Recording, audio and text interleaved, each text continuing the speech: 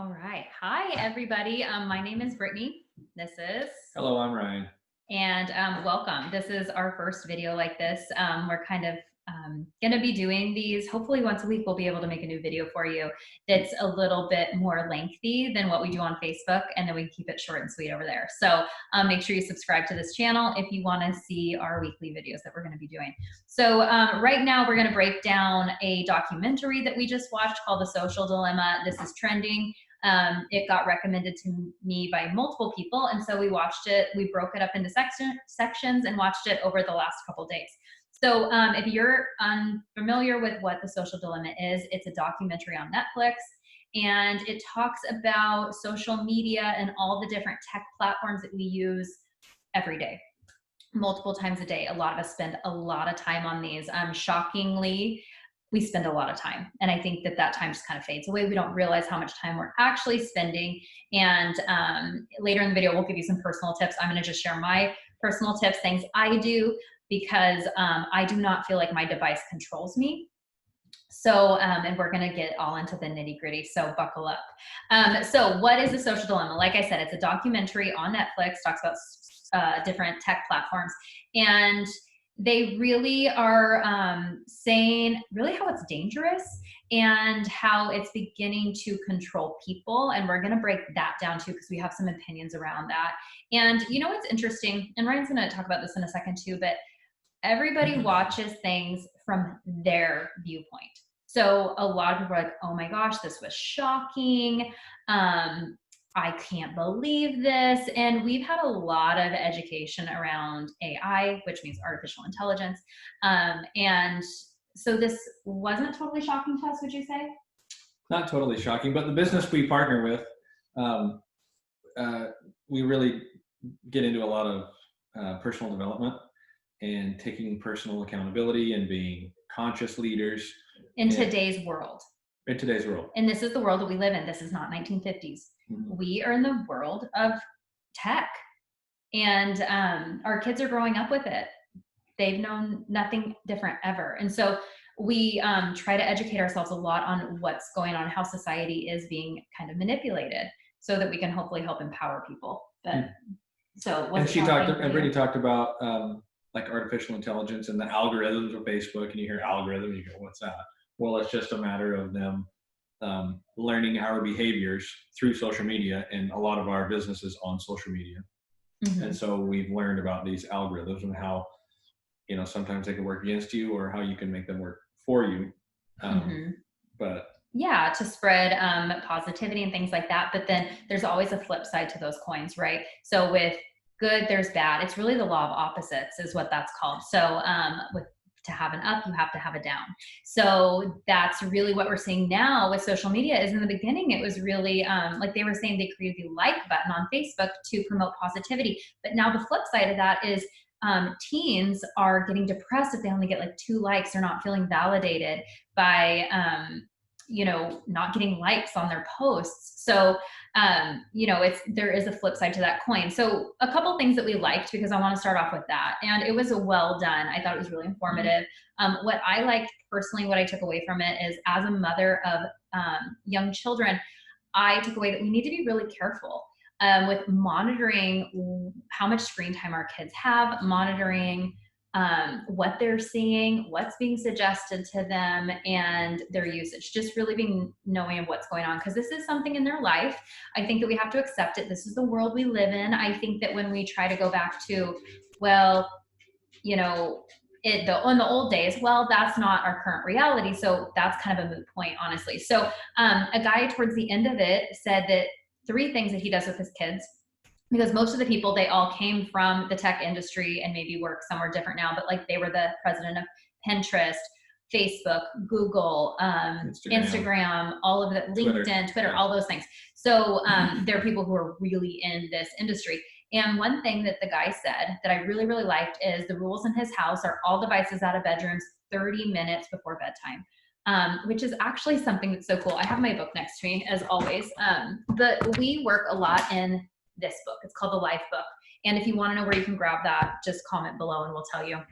There's a great website that you can learn a lot. But the Life Book talks about how just for healthy sleep, get the devices out of your room because that blue light really can affect your sleep patterns. And so that's just a habit of health from, you know, what we know. So that, like, there's things like that that weren't shocking to us because we're like, well, yeah, that's what we do.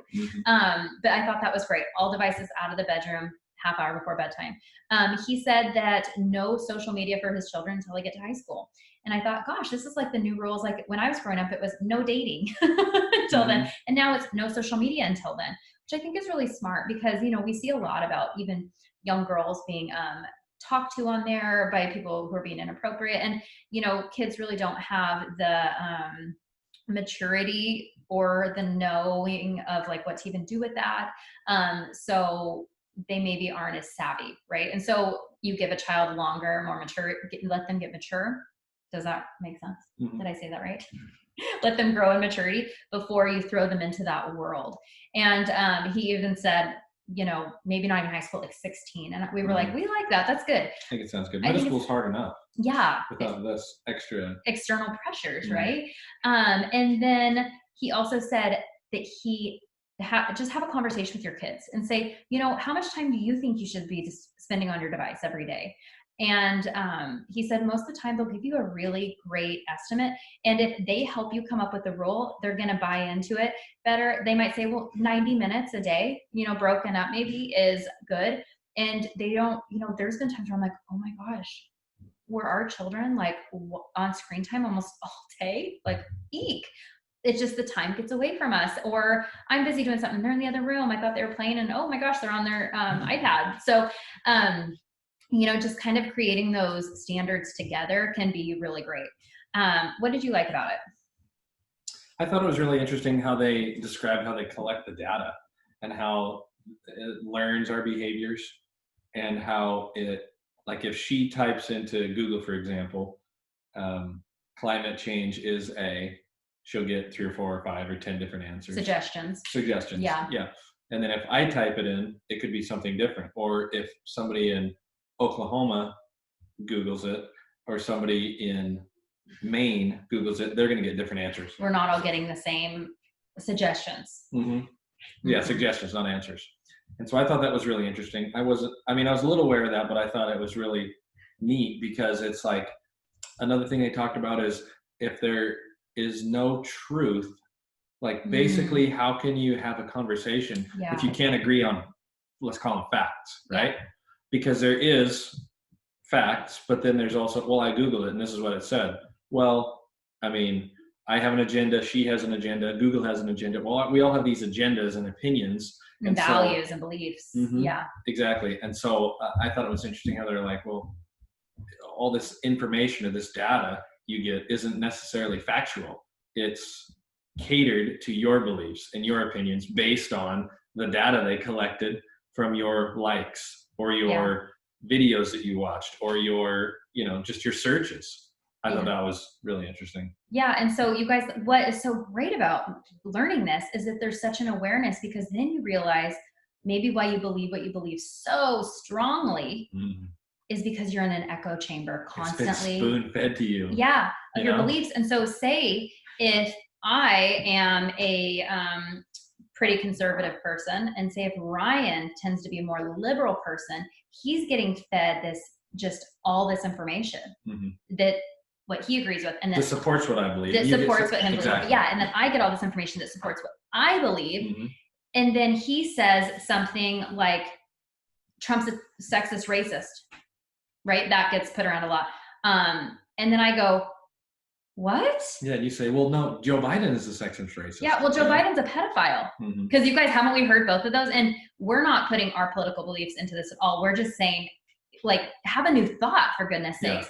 So from two opposing sides, and now we can't even understand because you're so stupid. How could you even believe that? You are, you know, uninformed, bigot, blah, blah, blah. And then he's telling me that I'm a racist and I hate these people and blah, blah, blah, blah, blah. And I'm like, what? How could you ever say that about me? Like, hello. And now we hate each other. And so this is happening all over the place right now. We see this everywhere. We see it on social media. We see it all over the news. We're seeing this so much. And really what this is giving light to, this documentary, is how some of that is being driven through different tech platforms. Mm-hmm. Because when they're gathering your data, they're feeding you what you want to see, because what their main goal is to keep you on there longer. There was an interview done with, I think, the president, head of Netflix, whatever the person's position was, and they said, what is your who is your competition? And you know what he said? Sleep. Sleep is our competition, because we want people on our service all day long.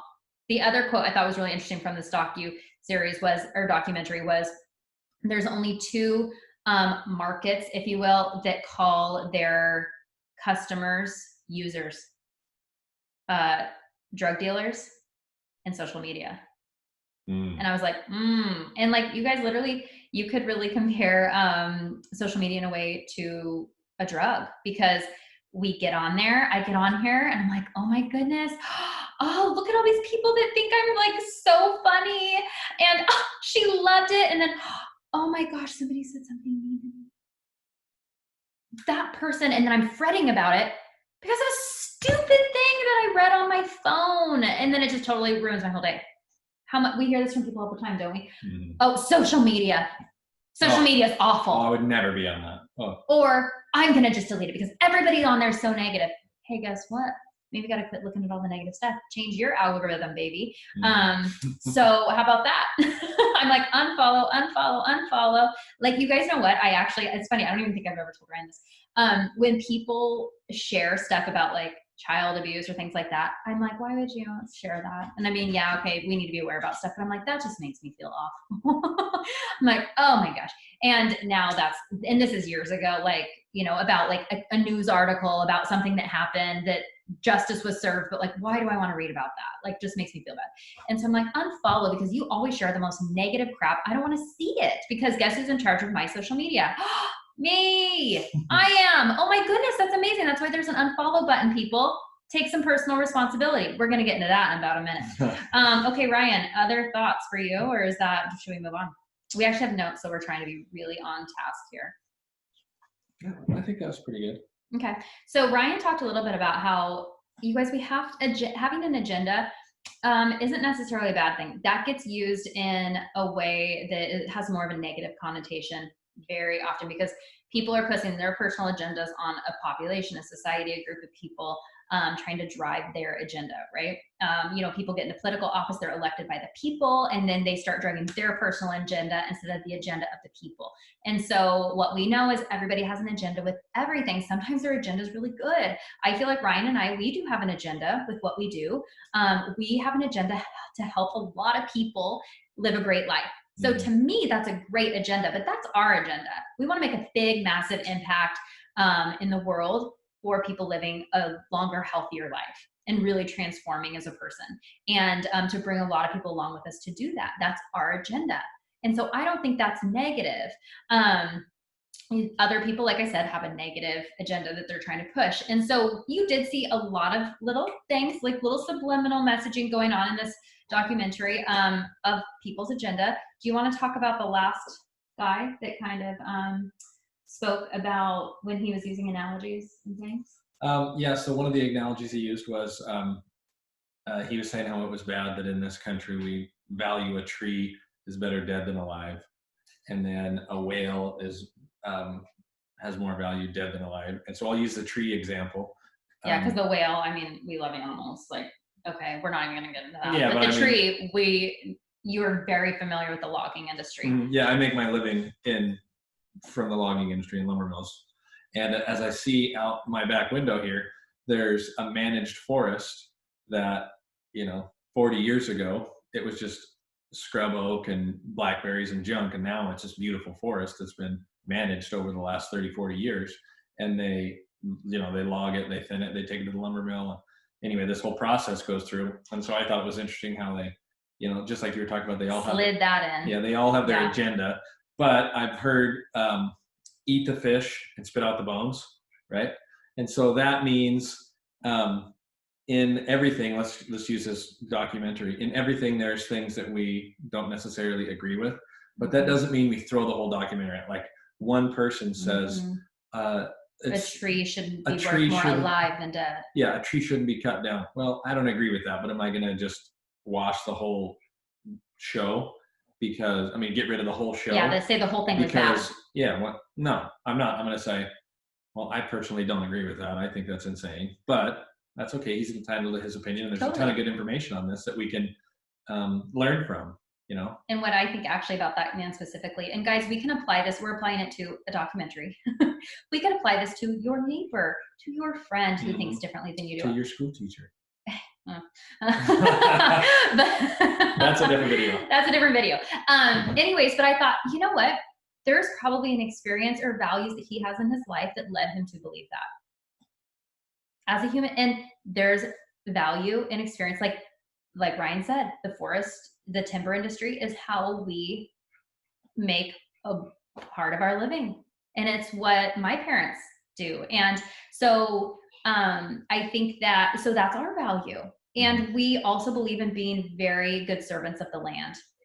It's farming really is what it is, but it's tree farming. And so, you know, farming trees or, you know, being in the lumber industry, it really does a lot for a lot of people, and it's a renewable resource. And so those are our beliefs and our values, but maybe this man doesn't know anything about that, or maybe he thinks it's bad, because there are people too that think that logging is bad and, you know, all these things. So, but or maybe he Google searched it and they were like, and that was his suggestion. Logging is, and his suggestion was bad, evil, criminal, blah, blah, blah. Which swayed his beliefs. Exactly. Like, we don't know. You don't know. So it's really that's really interesting. The other thing that we found that they were saying at the end is kind of wrapping up is they put this blanket term over corporations. And I think that people go, corporations are bad. You know, we hear that kind of stuff a lot. Do you want to talk about that a little bit? Corporations. Well, corporations. Guess what? We have a corporation. It's just a tax structure. Corporations are a tax structure, right? Yeah, and they have shareholders, and shareholders are, I mean, we could go buy stock in Google, so then we would be part of this corporation, or any other number of corporations out there. That's just how it works with shares, and the people own them. So when they talk about these evil corporations, like it's this separate entity that is doing all this bad, it's like, well, that's not, I mean, there's a board and there's, you know, a lot goes into it, but it's not like it's this. It's just kind of funny, like it's a blanket term. And so I think that going back to what's true and what's not is words actually do have meaning. Next thing, watch, people are going to be burning all the dictionaries, and then we're just going to go, no, that's not the definition. That will be the next thing.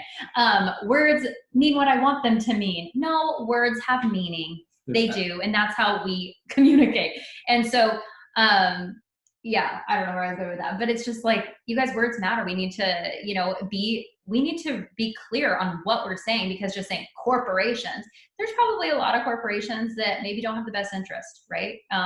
You know, of the world, of the people, of whatever. But that, I just think that we need to be careful with blanket terms is all, in lots of areas. Does that sound accurate to you? Sure. Really? Okay.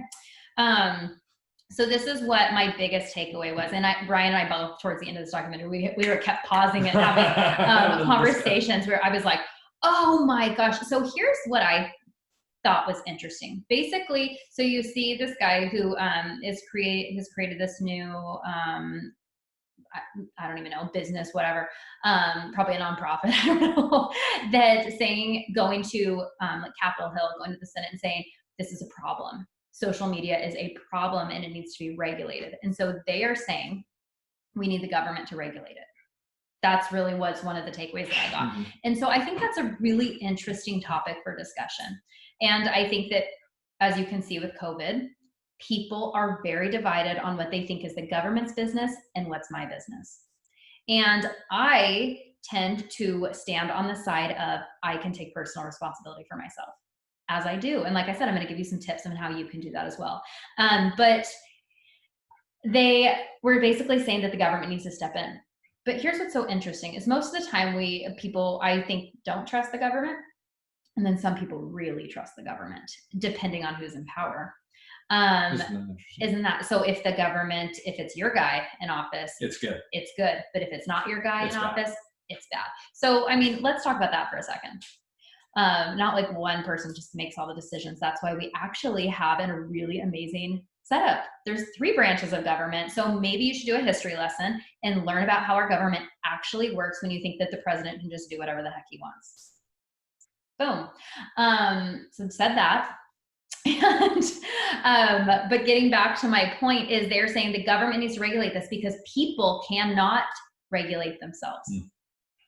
And that's really interesting. Maybe I could entertain the thought of, like, when Facebook first started, it was for college students only. I did have it as a freshman in college. I did not have a smartphone until I was 21. I am now 33. And so the majority of my life was spent without a smart device in my hand. And kids these days don't have that luxury. So we do need to be careful. Maybe we do need some modifications to AI, but also we need to be teaching our children and leading ourselves in the way that we are responsible for our actions. This thing will only control you if you allow it. Here's a quote for you. Write this down. No person, place, or thing can control me unless I allow it. Mm-hmm.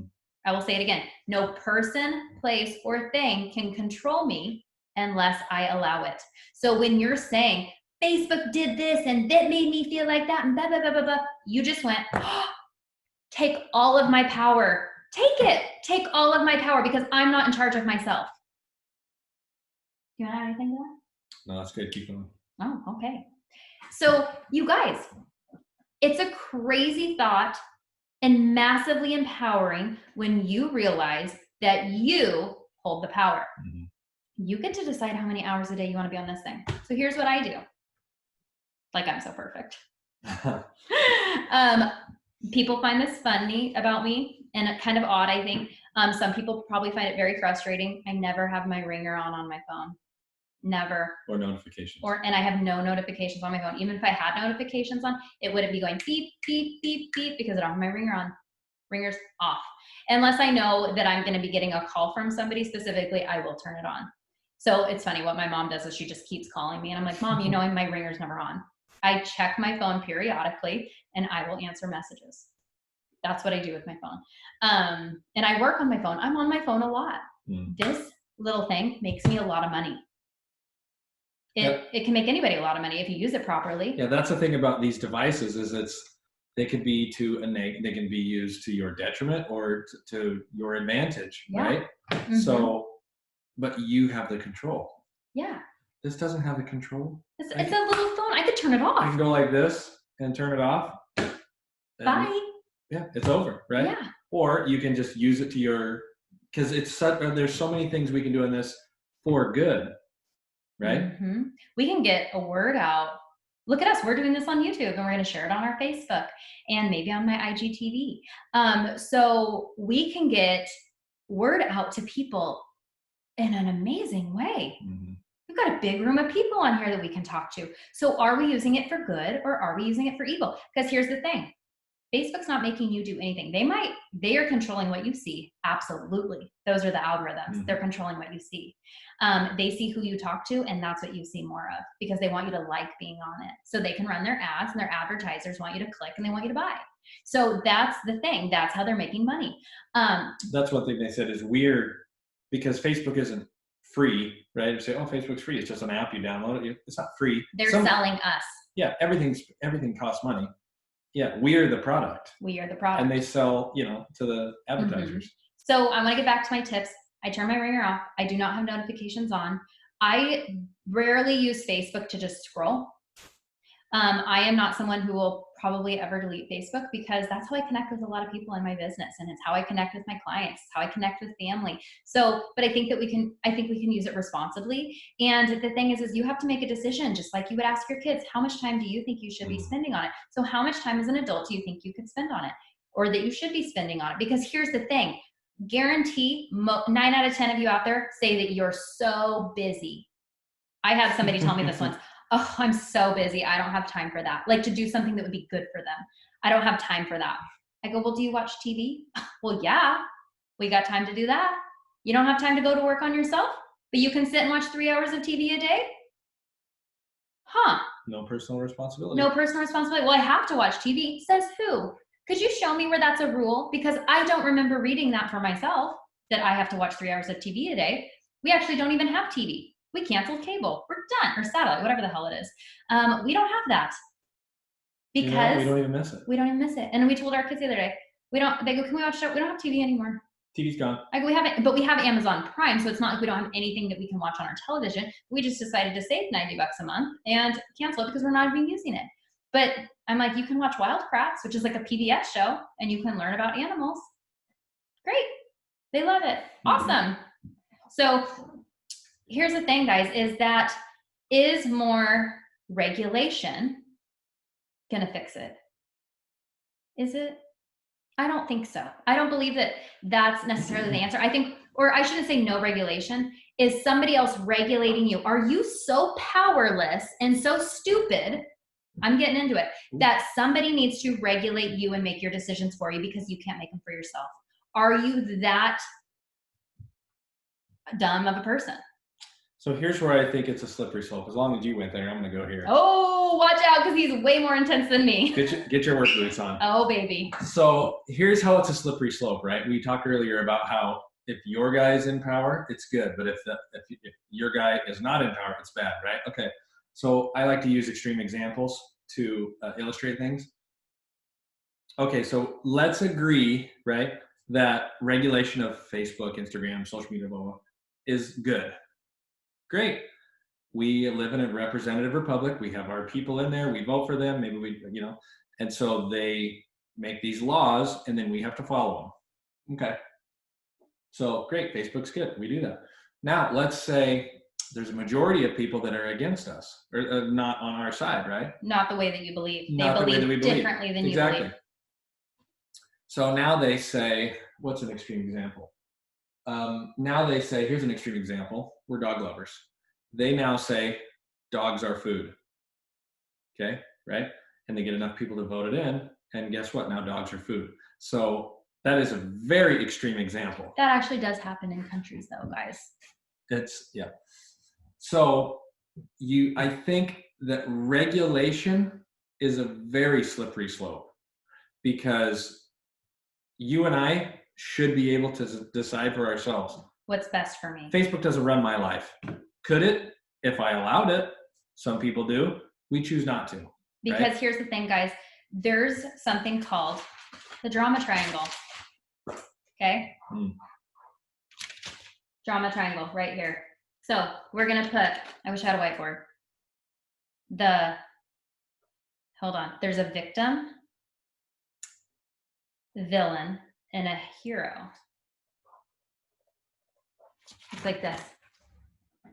Heroes up here, victim, villain. You're saying Facebook is the villain. Mm-hmm. They have control over me. I'm at the effect of it. I'm the victim of social media. I have no control. I have no power. So the government, the hero, needs to come in and take care of this guy so that I'm not a victim anymore. That's what we're saying. Guys, I'm just going to drop a bomb here. So we're doing COVID too. Okay, went there too. You need to make these people wear a mask because I have to wear one and they should wear one and they shouldn't be able to make that choice. It's illegal. Which is not. Or I shouldn't have to wear a mask and these people are trying to make me wear one. So you guys, it's going on all sides. I'm not saying one way or the other, but we're seeing drama, division, because we think that the power's outside of ourselves. And what's funny is we don't think we have the power, and so we don't think anybody else should have power either. Mm-hmm. Okay, so it's interesting. But here's what's funny. You take that triangle, you flip it over, now you're in an empowerment triangle. Who wants to be empowered rather than in drama? I do. You guys, this is healthy mind. This is part of what we coach. I feel like we're starting to become like little experts, and not experts, but that might be a little too extreme. But I think that we could teach a lot of people about it. So instead of the victim, you get to be the creator of your life. Doesn't that sound better? And instead of the villain, become a challenger. And instead of the hero, that person gets to become the coach. And so it's a really interesting concept, and you can learn a lot more about it. Maybe we'll do a different video a different day about it. But I want you to just kind of thinking about where we all get into drama. It's not bad or good. It's just a fact that we do, but it's the awareness that we do. And so going back to our main point with this documentary is, are we a victim to social media? Or are you the creator in your life? Here's what's really cool, guys. This book that I was talking about, right here, the life book, right on the cover, it says, your path to optimal health and well-being, becoming the dominant force in your life. You are the dominant force in your life. You have not the power. Facebook, not your husband. Hey. He can't control me. No. He knows he can't. And I don't want him to. And I don't think he wants to control me. No, she's the dominant force in her life. I'm the dominant force. And you know what? Sometimes in relationships, that gets a little, there can be a rub, right? Where like, I'm not doing that. Well, I'm not doing that. And then you have to kind of come together and you can find some cohesive, working, whatever. Yeah, some common ground. But if we're in drama, we're just going to keep bouncing around that triangle. And that's where most people live their lives because they don't even know they're in it. So, yeah, it's really interesting. So I think we made it through all of our topics. One last thing is you can decide how you want to use these different platforms. I am not one that has all the social media apps. I use Facebook mainly, sometimes Instagram if I remember. So those are and I like Pinterest because I love looking at home decor. I love quotes, so I love to kind of look at that. But I don't feel I am addicted. I do know that. Here's another tip. If my phone's up, I will go by and tap it. And it's like, I could just to see if I have anything because I never have my ringer on. Like, oh, did anybody call me? Or to see what time it is or whatever. But I will notice like I tap it and then like 30 seconds later, I'll tap it again. So the other thing I do is if I'm out to dinner with friends, like I said, my ringer's always off. So I never hear it. My phone's in my purse.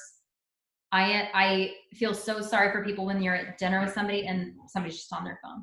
We're not doing this face to face. And so my phone's always away. That's why I actually forget to take pictures a lot of times with friends and events because my phone's nowhere near me.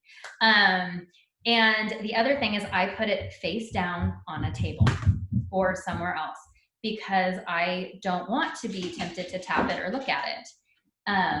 And so those are just tips that I have that I can give to you.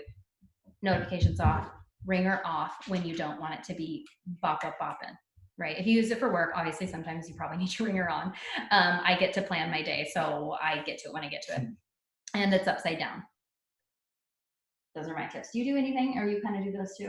I'm on my phone a lot for work. So I need my message notification on my phone. I'm on it all the time.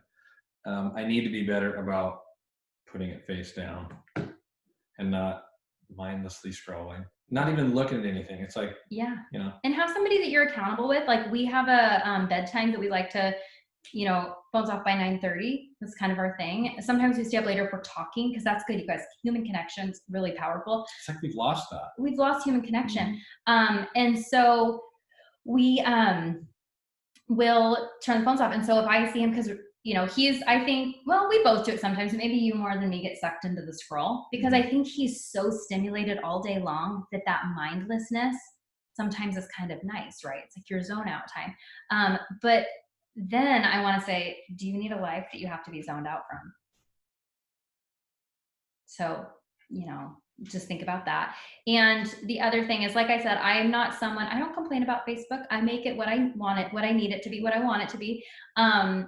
But you have the power to do that too. And a lot of people have excuses. Oh, I can't do that. I could never do that. Well, instead of saying you can't, maybe say, I don't want to.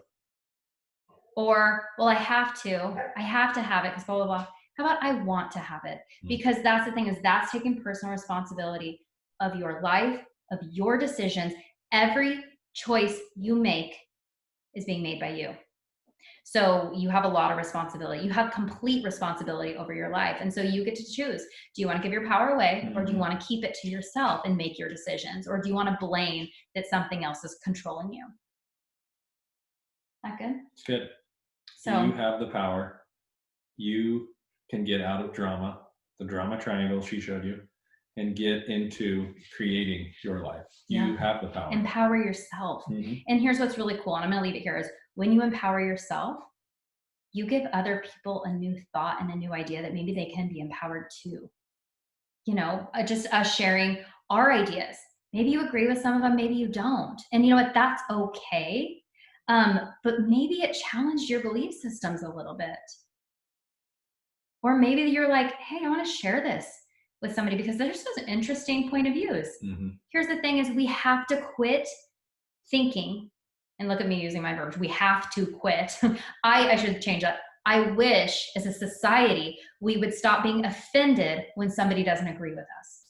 It's like, that's like, if Ryan says, I like red, and I go, I hate red. And then him going, well, how could you say that?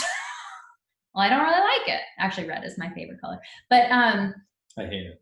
and I go, oh, it's okay. Obviously you have bad taste. But you guys, that's the thing is, what if it wasn't a personal attack because somebody doesn't agree with you? Because here's the thing, it's not. You're saying, I believe this. How come it's not okay for somebody else to do the same thing for themselves? You know, we all live on different planets, if you will. I'm on planet Brittany. He's on planet Ryan. These planets have a lot in common, but sometimes things are different, right? But yeah, you guys, I think it would be a huge benefit to our society if somebody said, well, I'm voting for Biden. Well, I'm voting for Trump. Huh, that's interesting. Tell me more about that. Are we not capable of having constructive conversations? A lot of people are not. I wish we could get back to that. So like I was saying, you don't have to agree with everything we're saying, but take it in and just get kind of playful and curious with it and say, huh, that's interesting. Why did that challenge me so much? You know, when you like read something and it makes you mad? Mm-hmm. Huh, because guess what? Who's responsible for that emotion? You. That's your emotion. You're the one who's mad. Yeah, somebody didn't make you mad. They didn't make you mad. You got mad. So be playful and curious with it. Huh, gosh, what made me so angry about that? Maybe I have a problem when people don't agree with me. Maybe I have a problem with people that think differently than I do. We've all been there. We all go there sometimes. But I encourage you to challenge yourself because you know what? You're a powerful person. You are a powerful being, and you get to make the choices in your life. So that's our take on the social dilemma. Go ahead and like this video, subscribe, share it. We would be so thankful. And we just hope that you are having a really great day, and take a look out next week. We'll be coming to you with another video. And if you have any ideas of things you'd like to hear us talk about, please let us know in the comments. We always love suggestions. So have a great day.